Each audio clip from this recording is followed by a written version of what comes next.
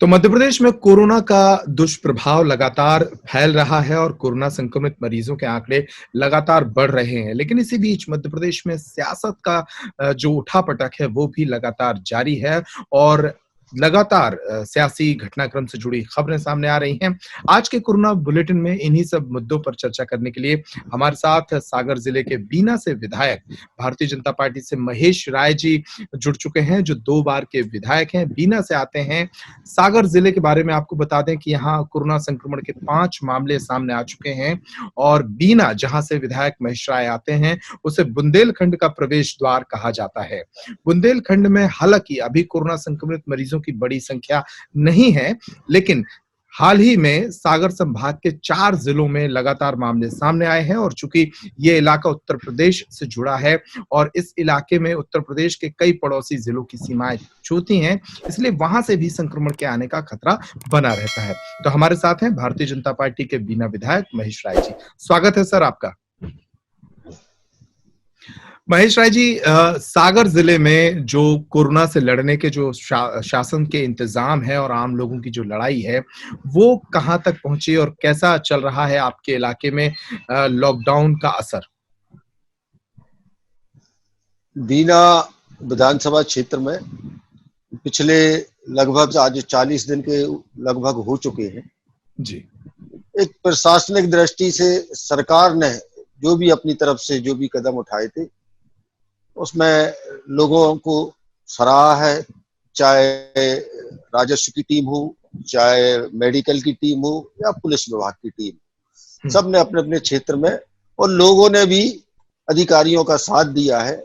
और चूंकि एक विधानसभा एक शिक्षा की दृष्टि से भी एक बड़ा एरिया पढ़ा लिखा है, लोग समझते थे कि कोरोना के परिणाम क्या होंगे, तो लोगों ने भी उसका सहयोग किया है और उसके बाद नतीजे भी अच्छे आए हैं हमारे क्षेत्र। अच्छा, सागर जिले में कोरोना के मामले जरूर सामने आए हैं, लेकिन गनीमत यह है कि अब तक आपका इलाका कोरोना संक्रमण से बचा हुआ है, जहां से आप विधायक हैं।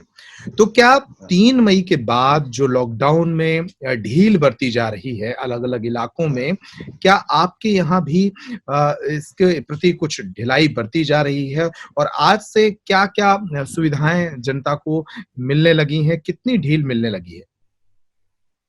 आज पहली बार थोड़ी ज्यादा ढील मिली है, क्योंकि पहले एक किराने की दुकान थी या कोई छोटी और दूसरी दुकानें खुली थी। आज लगभग कुछ दुकानों को छोड़ के लगभग सब में ढील दी गई है। आज जैसे नाई वगैरह है, चश्मे की दुकान है, पंचर की दुकान है, तो शासन ने इनके खोलने के भी आदेश दिए हैं। मगर सरकार को भी इसमें जल्दबाजी नहीं करना चाहिए, क्योंकि ये लड़ाई लंबी है और इस लड़ाई को मेरे को नहीं लगता कि ये बहुत जल्दी और कम समय में इसके परिणाम अपने जनता के फेवर में आएंगे। इसके लिए समय समय पे, क्योंकि काफी लंबा समय हो गया और जनता भी घर बैठे बैठे लोग घबराने लगे हैं कि ये लड़ाई कब तक चलेगी। तो कई मामलों में थोड़ी सी ढील मिलती है तो जनता रोड पर निकल जाती है। तो अब इस पर शासन आने वाले समय में हमें क्या निर्देश करते हैं, हमारा प्रयास है कि अभी यदि हमने पहले कंट्रोल कर लिया तो उसके बाद में परिणाम अच्छे आएंगे और उसका हमें रिजल्ट भी अच्छा मिलेगा। यदि हम धीरे धीरे इस पर ढील भी देते रहेंगे तो हमें एक लंबी लड़ाई लड़ना पड़ेगी, जो कि नुकसान बन गई। तो एक हिसाब से कहा जाए तो जिंदगी धीरे धीरे पटरी पर लौट रही है, लेकिन मध्य प्रदेश के मजदूरों की जिंदगी अब भी बेपटरी बनी हुई है। प्रदेश के लाखों मजदूर अब भी देश के अलग अलग हिस्सों में फंसे हुए हैं। हालांकि आपकी सरकार उन्हें वापस बुलाने के लिए प्रबंध करने की बातें कह रही है, लेकिन कुछ मजदूरों की जब ट्रेन मध्य प्रदेश पहुंची तो उनसे किराया वसूला गया। आज पूरे दिन ये बहस का विषय रहा। कांग्रेस ने कहा कि मजदूरों से किराया लेने से अच्छा है कि उनकी पार्टी से किराया ले लिया जाए। उस पे शायद कोई फैसला भी हो गया है कि केंद्र सरकार उनके पैसे की कुछ राशि, लगभग 85% की राशि केंद्र सरकार देने को तैयार हुई है। वो आपको भी उसकी जानकारी मिली होगी। लेकिन क्या आप मानते हैं कि ये दुर्भाग्यपूर्ण था मजदूरों से किराया लिया जाना? साहब, कई पॉलिसी मैटर आ जाते हैं और जो भी वरिष्ठ अधिकारी और कैबिनेट के मंत्री जो तय करते हैं तो वो केंद्र सरकार का फैसला रहता है, अब उस पर हम लोग अपना वक्तव्य नहीं दे सकते हैं। आपके इलाके के कितने मजदूर फंसे हैं? क्या कोई डेटा आपके पास है? सागर जिला चूंकि बुंदेलखंड का जिला है, पलायन बहुत बड़ी मात्रा में होता है।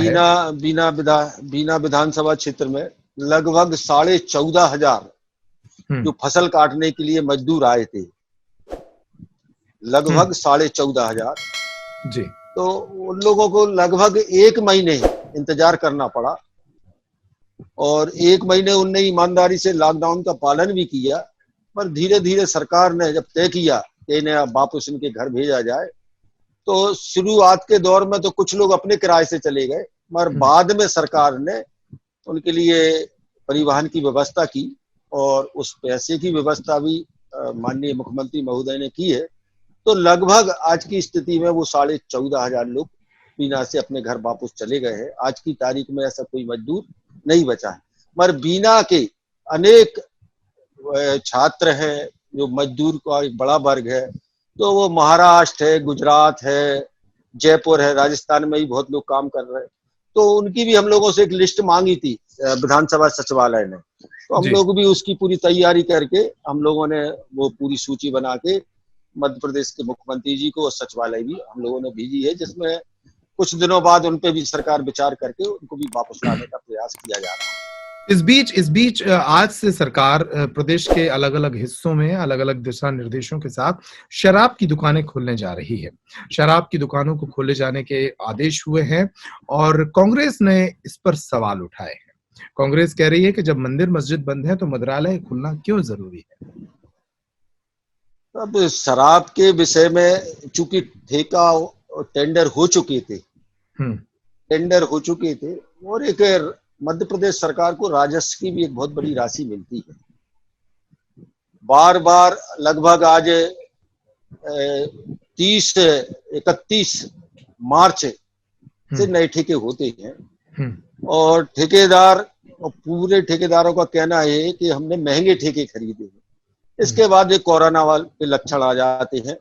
इन परिस्थितियों में एक्चुअली मैंने भी ये देखा है कि लोग उस शराब के चक्कर में कई ऐसे पदार्थों को पीने लगे, कई लोग ऐसे पदार्थों को, एक कच्ची शराब का चलन बढ़ गया क्षेत्र में, जो जहरीली होती है। हम लोगों को कई डर भी लगता है कि आने वाले समय में जहरीली शराब के परिणाम भी सामने ना आने लगे। तो ऐसी स्थिति में हम लोग काफी लोगों से मिलते जुलते हैं, तो ऐसा लगता है कि धीरे धीरे है इसमें छूट दी जाए कि लोग जहरीली शराब की तरफ ना जाएं। है इसके अच्छा, नहीं भी बीच में परिणाम इस भी बीच जब नुकसान। पूरा मध्य प्रदेश और पूरा देश कोरोना के खिलाफ लड़ाई लड़ रहा है, तब आपकी सरकार प्रशासनिक फेरबदल में भी जुटी हुई है।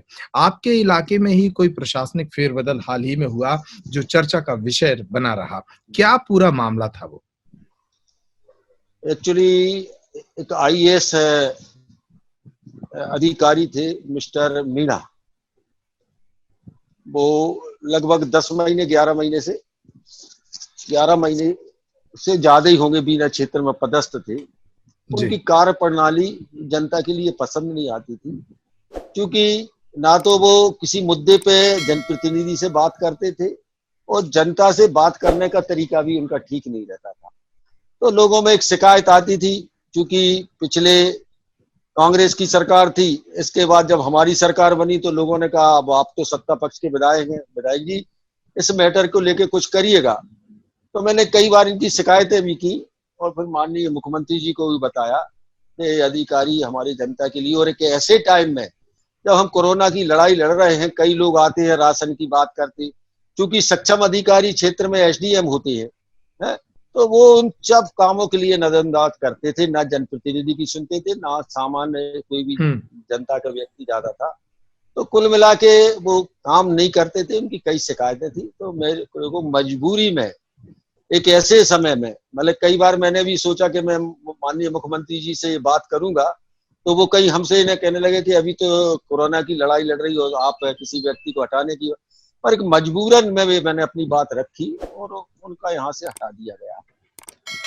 चलिए, तो आपके इलाके में फिलहाल गनीमत है, कोरोना का एक भी मामला नहीं आया है। हम भी ईश्वर से यही कामना करेंगे कि आपका इलाका और पूरा मध्य प्रदेश कोरोना संक्रमण से बचा रहे। आज के इस इंटरव्यू में आपने वक़्त दिया, हमसे बातचीत की, इसके लिए बहुत-बहुत शुक्रिया। नमस्कार।